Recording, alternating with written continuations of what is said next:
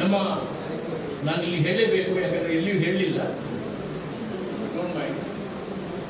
V are gone to Delhi,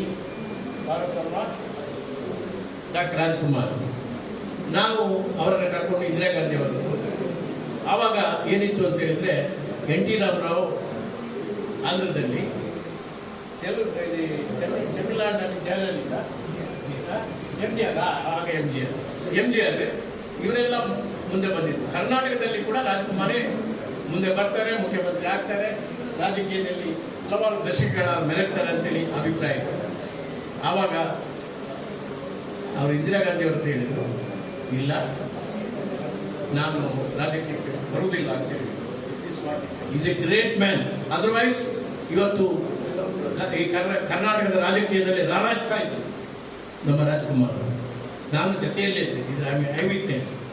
ಆಗ ಇಂದಿರಾ ಗಾಂಧಿ ಅವರು ಹೇಳಿದರು, ಅಟ್ಲೀಸ್ಟ್ ನಾವು ಯು ಲೈಕ್ ಟು ಆಫರ್ ಇದು ರಾಜ್ಯಸಭಾ ಸೀಟ್, ಅದಾದರೂ ನೀವು ಸ್ವೀಕಾರ ಮಾಡಿ ಅಂತ ಹೇಳಿದ್ರು. ನನಗೆ ಏನು ಬೇಡ, ನಾನು ರಾಜಕೀಯದಲ್ಲಿ ಬರುವುದೂ ಇಲ್ಲ, ರಾಜಕೀಯದಲ್ಲಿ ಏನೂ ಆಸೆ ಇಲ್ಲ ಅಂತ.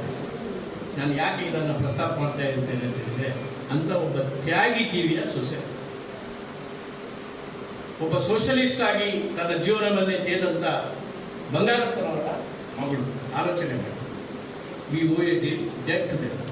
ನಾವು ಅವರಿಗೆ ನಿಜವಾಗಿ ಕರ್ನಾಟಕದ ಜನ ಇವತ್ತು ಅವರು ನಿಜವಾಗಿ ರಾಜಕೀಯದ ಚಿತ್ರವನ್ನೇ ಬದಲಾವಣೆ ಮಾಡ್ತಾ ಇದ್ರು. ರಾಜ್ಕುಮಾರ್ ಅವರು ಆಗ ಓಪನ್ ಆಗಿ ಹೇಳಿಲ್ಲ.